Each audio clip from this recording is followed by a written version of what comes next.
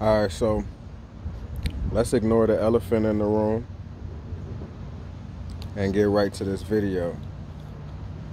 Social justice versus social righteousness. So social justice is basically the response and the reaction to an injustice that's taken place. The calling for or demanding of justice to be served to an individual or individuals who have committed a crime against humanity, a crime against society, or just a crime in general.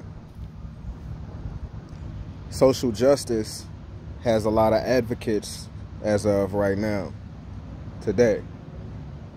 A lot of people are activists and social justice warriors today, right? But so I'm pretty sure that everybody knows that you can't solve a problem by attacking the symptoms. You can't solve a problem by attacking the symptoms of the problem. You have to get down to the root cause in order to stop these things from happening, in order to actually solve or resolve those type of situations.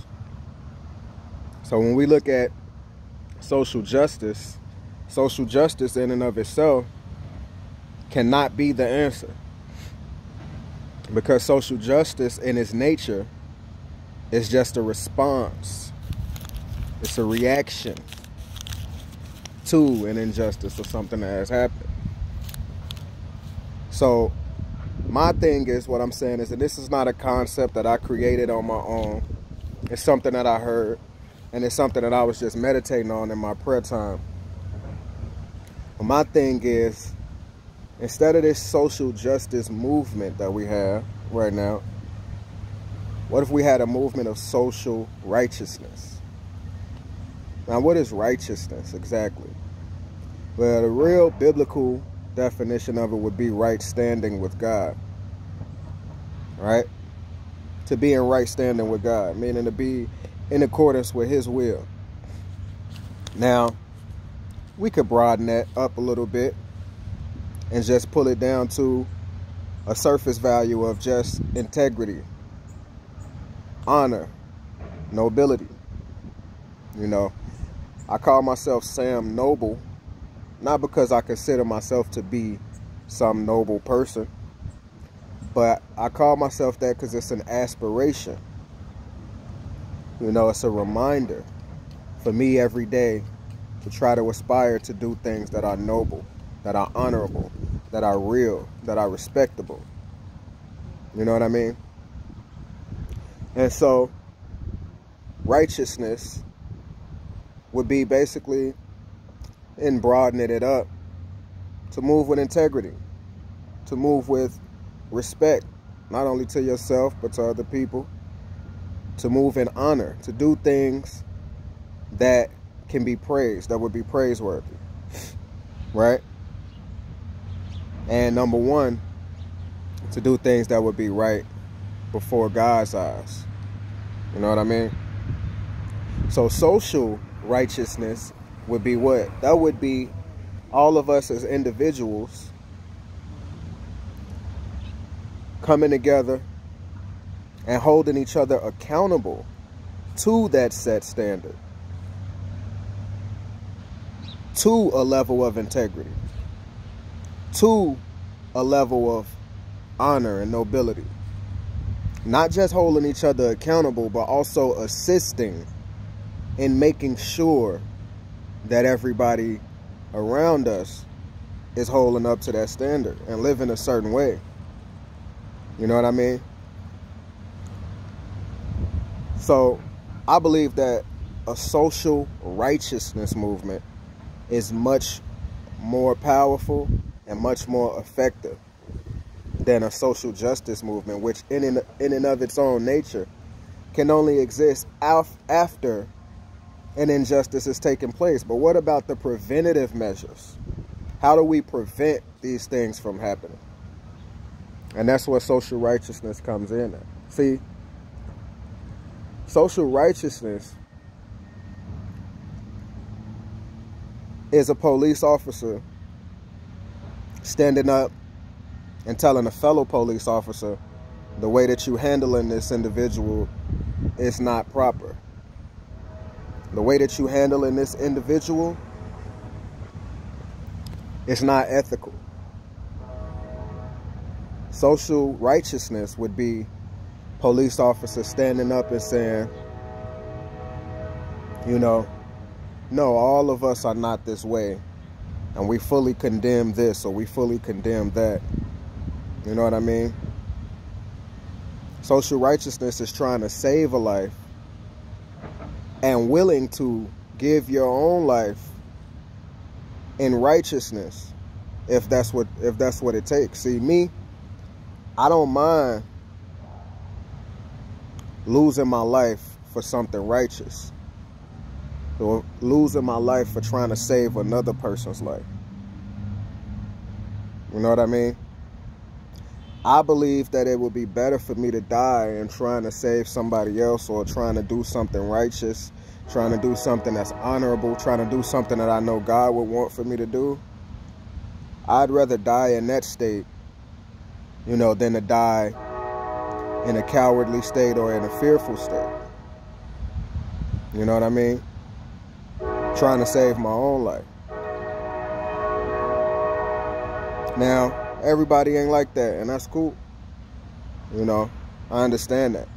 Also, on the other end, social righteousness says, I am not going to allow my brother to commit a crime. I'm not going to allow my brother to get into a domestic violence situation with his girlfriend, or allow my brother to steal from this store, or allow my brother to use counterfeit money, or allow my brother to do any of these things that calls for you to hand over your rights and your power to somebody else, to put yourself under the authority of somebody else. You know what I mean? Social righteousness would be me holding the people that I know accountable to the sins that they commit. You know what I mean? To the things that they're doing that's going to bring negative energy in their direction. You see, we can't just focus on the injustice. A lot of times within these situations, certain situations, there are many injustices just in one situation. But what I see the social justice movement does is they focus in on a specific injustice. Most likely whatever fits the narrative, or whatever, you know, they're trying to paint, whatever picture they're trying to paint, or whatever agenda they're trying to push, that's what they'll focus on. When there's a lot of injustices or a lot of things that probably took place in that one situation. Not only that, social justice tries to solve injustice with injustice. So not only is it a reactionary response and a reactionary mechanism, but it's also a self-defeating and a hypocritical one, because you can't solve injustice with injustice. So how do we prevent these things? You know, if we had a movement of calling for people to maintain a level of righteousness, if we had a movement where we socialized with people who we knew about holding themselves accountable to a standard, I'm going to hold you accountable and you hold me accountable. Whether that's citizens, whether that's law enforcement, whether that's the courts, you know, prosecution, whatever. But we have to have a movement of righteousness, because that's how you prevent these things from taking place. A lot of times people don't want to pay attention to the contributing factors in a lot of these situations. You know, we ignore those things, you know, because it doesn't matter. Once an injustice takes place, then that's the only thing that you need to focus on. That's a lie. That's somebody who's very narrow-minded and who don't understand. Or that's somebody who really don't want to have a real resolve to the situations. They want to push an agenda. To say that we don't need to pay attention to anything except the injustice that happened. They'll make it like when you pay attention to any other contributing factors, then you're either against the victim or, you know, you're against or you're on the side of the accused. You know what I mean? Some instances they may see you as, you know, protecting those who have committed a certain crime against humanity or injustice, because you decide that everything matters in the situation. And so this is how we keep people blinded from being able to come to a resolve. This is how you stop people from being able to fix these situations in a preventative manner. Don't let anybody just make you focus on the tail end of a situation and say, no, nothing else matter after this happened. That's not true. Because how are we going to prevent it the next time? Or do we not care about that? You know? And so it a lot of times comes down to a situation of self-accountability. You know, a lot of people don't want to hold themselves accountable. And so we can't hold our brothers accountable, the people that we're closest to, the people who are on our side of the equation. But we can focus on people being accountable who are not on our side. Although accountability is around the whole spectrum. Society is not just created by the government. A society is not just the Department of Justice or the police or these people who are in positions of power and infrastructure. Society is created by everybody who lives within the society. How everyone conducts themselves, how everyone carries themselves matters in order for us to have a productive society rather than a self-destructive one. So if we had a movement of social righteousness, you know what I'm saying, a lot of these other so-called codes wouldn't even exist. You can't be, social righteousness doesn't support a no snitching policy, a code of the streets. Because social righteousness says we're not committing crime in the first place.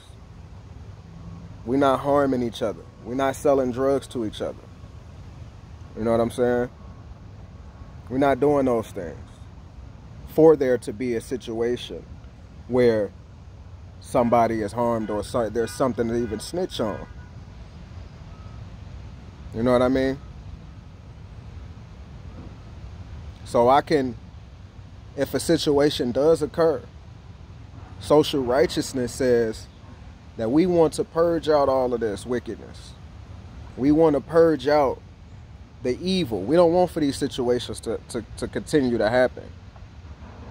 So social righteousness doesn't say, I'm not going to snitch. I'm not going to get involved in this little girl being raped or somebody being shot, a child being shot, and we know who it is. How is that righteous? You know what I mean? Social righteousness does not say, oh, I bagged the blue, I'm blue, we have a blue code of silence in the police department, and, you know, we're not supposed to tell on our brothers. And that's not righteous. Now, the scriptures say, do not bear false witness against your neighbor. And I'm not one for necessarily prying into other people's businesses, and there's some scripture in regards to that as well. But at what point do you become accountable for a situation when you know that a teenage boy was killed and you know who did it, but you don't care about his family receiving justice? You don't care about his family, being able to mend and have some closure to a hurtful situation that they went through. At what point do you become accountable for that murder? You know what I'm saying? So I just wish that the movement was social righteousness, because then I feel like it'd be a whole lot more powerful, a whole lot more impactful. Social justice ain't nothing but an after effect. What are we doing to prevent these things from happening, so that we don't have to fight for certain justices in the first place? Social righteousness is more powerful than social justice.